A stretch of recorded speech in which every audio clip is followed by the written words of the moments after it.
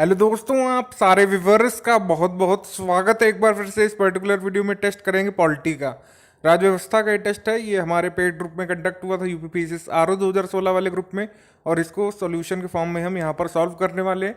पहला हमारा क्वेश्चन है यहाँ पर, निम्नलिखित में से किस कर का आरोपण केंद्र करता है किंतु संग्रहण और विनियोजन राज्य करते हैं? यानी कि लगाता है, लिवी करता है सेंटर, लेकिन कलेक्ट किया जाता है और अप्रोप्रिएट किया जाता है स्टेट के द्वारा।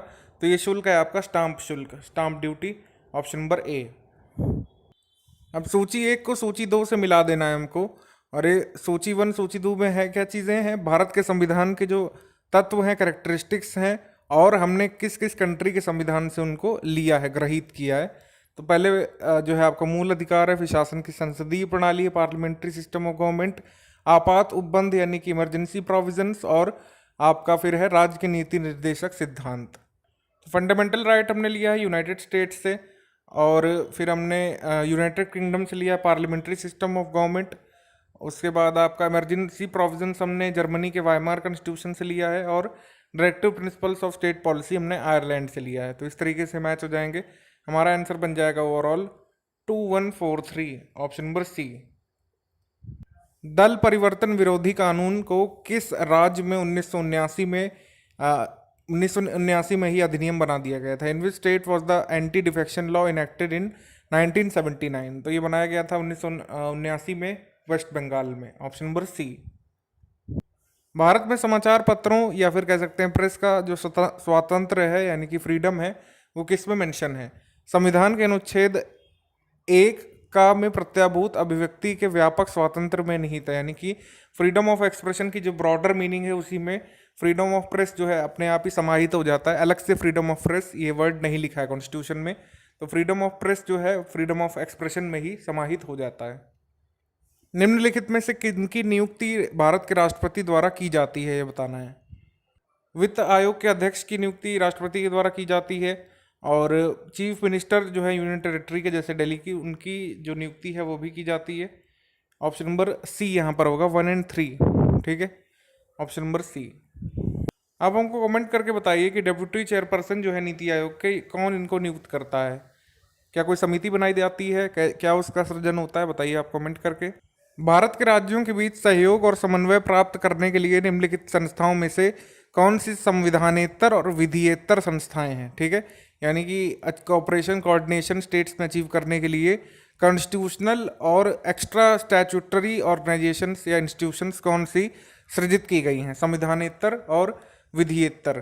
तो ये है आपकी एक नेशनल डेवलपमेंट काउंसिल एनडीसी, और दूसरी है आपकी गवर्नर्स कॉन्फ्रेंस। ऑप्शन नंबर 1 और 2 यहाँ पर होगा। ये दोनों हैं आपकी एक्स्ट्रा स्टैट्यूटरी और एक्स्ट्रा लीगल। तो हमारे क्वेश्चन का आंसर हो जाएगा 1 और 2 ओनली, ए। क्योंकि इंटर स्टेट काउंसिल जो है ये आपकी नॉन परमानेंट कॉन्स्टिट्यूशनल होती हैं, और आपकी जोनल काउंसिल्स जो होती हैं ये आपकी स्टैट्यूटरी होती हैं बॉडीज़। तो ये दोनों जो है नहीं आएगा इसमें। एक्स्ट्रा स्टैट्यूटरी बॉडीज़ जो है यही दोनों होंगी। आंसर नंबर हमारा हो जाएगा ए, 1 और 2। पंचायती राज व्यवस्था में शासन प्रणाली की संरचना क्या है? शासन प्रणाली की संरचना है 3 टियर स्ट्रक्चर है सेल्फ गवर्नमेंट की, विलेज लेवल पर, ब्लॉक लेवल पर और डिस्ट्रिक्ट लेवल पर। ठीक है, जिन राज्यों में जनसंख्या 20 लाख से कम है वहां पर ब्लॉक लेवल पर होना जरूरी नहीं है। क्वेश्चन नंबर 8, भारतीय संसदीय प्रणाली ब्रिटिश संसदीय प्रणाली से इस बात पर भिन्न है? किस बात में भिन्न है इंडियन पार्लियामेंट्री सिस्टम और British parliamentary system? Judicial review वाले पॉइंट पर, ठीक है, system of judicial review, option number D. भारतीय संविधान में कोई संशोधन लाने का उपक्रमण किसके द्वारा किया जा सकता है, यानी इनिशिएशन? इनिशिएशन हो सकता है या तो लोकसभा में या तो राज्यसभा में। स्टेट लेजिस्लेचर्स को ये पावर नहीं है और प्रेसिडेंट को भी ये पावर नहीं है। ठीक है, हमारा आंसर हो जाएगा यहाँ पर 1 और 2 ओनली, डी। भारत का उच्चतम न्यायालय विधि या तथ्य के मामलों में राष्ट्रपति को परामर्श देता है जब जब राष्ट्रपति ऐसे परामर्श के लिए अनुरोध करते हैं। ठीक है, option number B, only when the president request for such consultation. सूची 1 दी गई है, सूची 2 दी गई है, तो अनुच्छेद है और अंतर वस्तु क्या है उनमें? तो अनुच्छेद 54 में भारत के राष्ट्रपति का निर्वाचन बताया गया है, करेक्ट है। आर्टिकल 75 में प्रधानमंत्री और मंत्रिपरिषद की नियुक्ति के बारे में, ये भी करेक्ट है। अनुच्छेद 155 में राज्य के राज्यपाल की नियुक्ति, ये भी करेक्ट है। और अनुच्छेद 164 में राज्य के मुख्यमंत्री और मंत्री परिषद की नियुक्ति के बारे में दिया हुआ है, तो सारे के सारे आपस में सही मिलाए हुए हैं। आंसर हो जाएगा यहाँ पर 1 2 3 4 ABCD। राज्य के नीति निर्देशक तत्वों को भारतीय संविधान में शामिल किए जाने का उद्देश्य क्या है? सामाजिक और आर्थिक प्रजातंत्र को स्थापित करना, to establish a social and economic democracy, option number D. राज्य के नीति निर्देशक तत्वों के निम्नलिखित अनुच्छेदों में से कौन सा अंतर्राष्ट्रीय शांति और सुरक्षा से संबंधित है? ये संबंधित है आपका 51, ठीक है। ये आर्टिकल 51 संबंधित है आपका इंटरनेशनल पीस एंड सिक्योरिटी से। भारतीय संविधान में समानता का अधिकार 5 अनुच्छेदों द्वारा प्रदान किया गया है। वो 5 अनुच्छेद कौन कौन से हैं? तो समानता पर आधारित ये अनुच्छेद हैं 14 से 18, ठीक है। 17 में अनटचबिलिटी के बारे में दिया हुआ है, आपको पता होगा। आर्टिकल नंबर 15, संविधान का 93वां संशोधन किससे संबंधित है? 6 से 14 वर्ष के बीच की आयु के बच्चों को निःशुल्क और अनिवार्य शिक्षा के लिए, ऑप्शन नंबर बी। भारत के उपराष्ट्रपति को पदच्युत करने का संकल्प निम्नलिखित में से कहाँ पारित किया जा सकता है? Resolution to dismiss the vice president of India can be proposed only in Rajya Sabha, option number D. Bharat के संविधान के निम्नलिखित अनुच्छेदों में से किसके अनुसार राज्य की कार्यपालिक शक्तियों एग्जीक्यूटिव पावर्स का इस प्रकार इस्तेमाल किए जाने का प्रावधान है कि केंद्र की कार्यपालिका शक्ति के प्रयोग में कोई अड़चन ना हो और हो या उस पर कोई प्रतिकूल प्रभाव ना पड़े? तो ऐसा प्रोविजन कहाँ पर किया गया? आर्टिकल 257 में, ऑप्शन नंबर ए। भारत के संविधान की 7वीं अनुसूची का संघ सूची में निम्नलिखित में से कौन सा एक विषय सम्मिलित है? तो ये है खानों और तेल क्षेत्रों में श्रम और सुरक्षा का विनियमन, ठीक है। Regulation of labour and safety in mines and oil fields, option number A. जब भारतीय न्यायिक पद्धति में लोकहित मुकदमा लाया गया था, यानी कि पब्लिक इंटरेस्ट लिटिगेशन, तो भारत के मुख्य न्यायमूर्ति कौन थे? तो ये थे PN Bhagwati, option number T. नीचे दिए गए राज्यों को भारत के संपूर्ण राज्य का दर्जा प्राप्त होने का कालानुक्रमिक क्रम कौन सा है? ये बताना है। तो ये लोग राज्य कब बने थे बताना है। तो ये स्टेट्स, तो सबसे पहले नागालैंड राज्य बना, फिर हरियाणा बना, फिर सिक्किम बना, फिर अरुणाचल प्रदेश बना। ये सही क्रम है, ऑप्शन नंबर हमारा सही जाएगा बी। अगला क्वेश्चन, सीमा प्रबंधन विभाग निम्नलिखित में से किस केंद्रीय मंत्रालय के अंतर्गत एक विभाग है? बॉर्डर मैनेजमेंट डिपार्टमेंट या था मिनिस्ट्री ऑफ होम अफेयर्स के अंतर्गत, ऑप्शन नंबर बी। 73वां संविधान संशोधन अधिनियम 1992 जिसका उद्देश्य देश में पंचायती राज संस्थाओं को बढ़ावा देना है, निम्नलिखित में से क्या प्रावधान करता है? जिला आयोजना समिति का सृजन, फॉर्मुलेशन या formation of district planning committee, state election commission will conduct elections for panchayat, ये भी उनकी अनुशंसा थी। राज्य वित्त आयोग की स्थापना, ये भी उनकी अनुशंसा थी, ठीक है। तो ये है 1 2 3, option number D. Consolidated fund of India से निकासी के लिए अनुमोदन निश्चित रूप से किसके द्वारा जारी होना चाहिए? तो ये आना चाहिए पार्लियामेंट ऑफ इंडिया की तरफ से, ऑप्शन नंबर बी।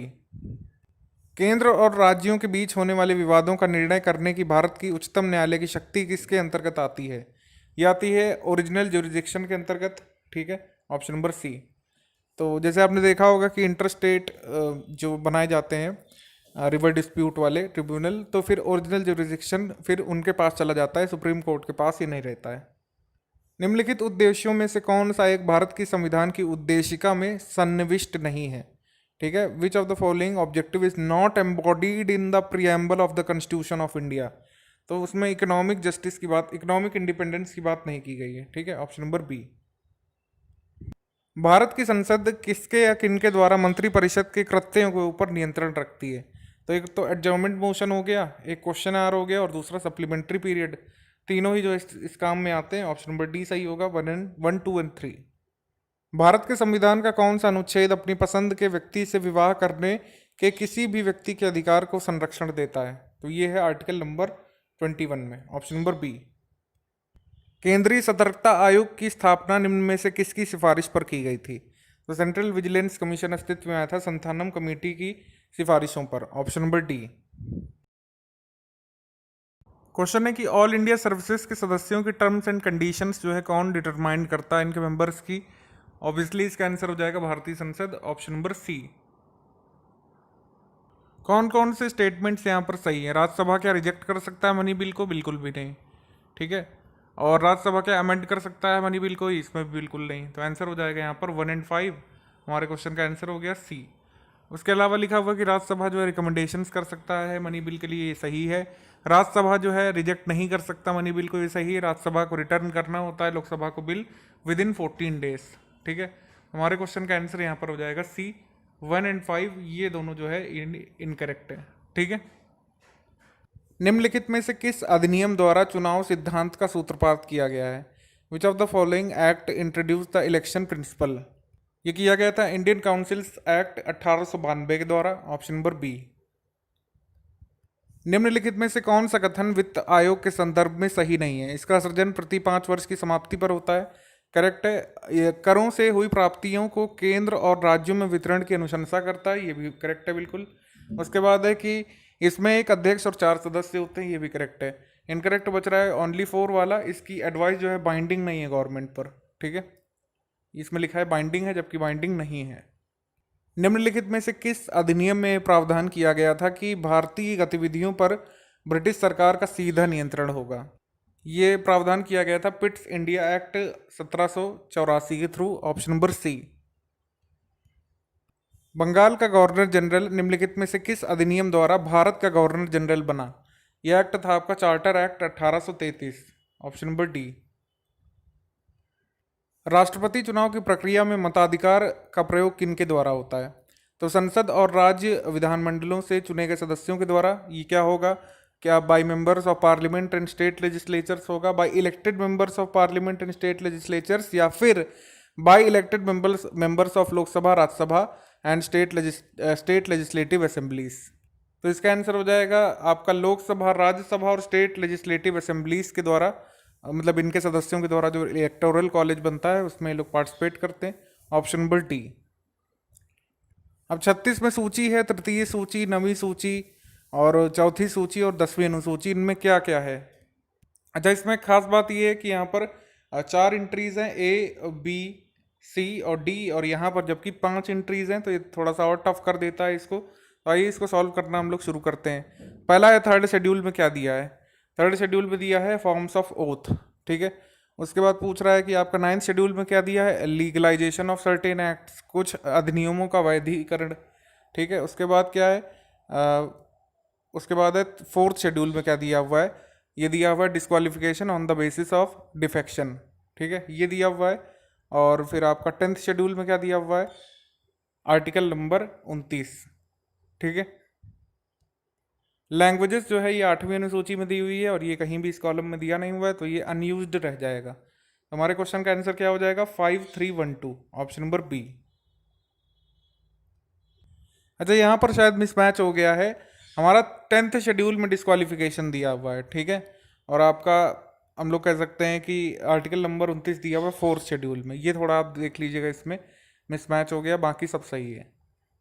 अगला क्वेश्चन है हमारा कि जिला न्यायाधीशों की नियुक्ति कौन करता है? ये करता है आपका राज्य का राज्यपाल, governor of the state. Option number D. निम्नलिखित में से किसी संविधान संशोधन अधिनियम में एक ही व्यक्ति को 2 या 2 से अधिक राज्यों का राज्यपाल बनाने संबंधी प्रावधान कहां पर किया गया है? ये किया गया है 7th अमेंडमेंट में। Option number B, 7th amendment. Question number 39 है कि किसी भी व्यक्ति के लिए पंचायत का सदस्य बनने के लिए न्यूनतम आयु निर्धारित है 25 वर्ष। ये 21 वर्ष होनी चाहिए, 21 वर्ष से ऊपर। 25 वर्ष जो है उससे कम में भी हो सकता है, तो ये हो जाएगा रॉन्ग।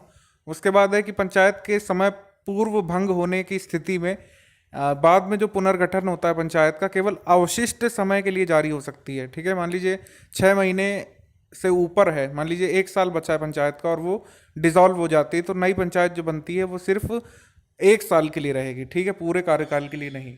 और अगर 6 महीने से कम बचते हैं तो जो नए फ्रेश इलेक्शंस का वेट करते हैं, नई पंचायत का सृजन नहीं करते हैं बीच में, ठीक है। तो हमारे क्वेश्चन का आंसर हो जाएगा ओनली 2B। केंद्रीय प्रशासनिक अधिकरण यानी कि सेंट्रल एडमिनिस्ट्रेटिव ट्रिब्यूनल किन मामलों को देखती है? तो ये सभी मामलों को देखती है, रिक्रूटमेंट और सर्विस से रिलेटेड, यानी भर्ती और सेवा से रिलेटेड सभी मामलों को। Option number D. राज्यपाल के संबंध में सही कथन बताना है। राज्य की कार्यकारी शक्ति राज्यपाल को प्राप्त होती है, करेक्ट है। 35 वर्ष की आयु से कम का नहीं होना चाहिए एलिजिबल पर्सन गवर्नर बनने के लिए। और ये जो है ऑफिस कंटिन्यू कर सकते हैं अपने वह राष्ट्रपति की सहमति तक ही जो है पद पर बना रह सकता है। प्रसाद पर्यंत वाला वर्ड है, ठीक है। During the pleasure of president, correct है। और राज्यपाल को पदच्युत करने के आधार का उल्लेख संविधान में किया गया है, ये जो है इनकरेक्ट है।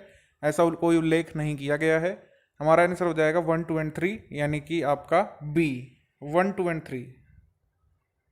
संविधान के अनुसार राज्य मंत्रिपरिषद राज्यपाल के प्रसाद पर्यंत ही बनी रह सकती है। राज्यपाल के प्रसाद पर्यंत शब्दों का वास्तविक अर्थ क्या होता है? इसका अर्थ होता है असेंबलीज प्लेजर, ठीक है। विधानसभा के प्रसाद पर्यंत, ऑप्शन नंबर डी।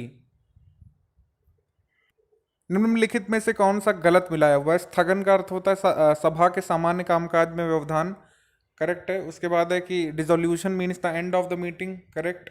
उसके बाद है prorogation means the end of the session of the assembly, ये भी करेक्ट।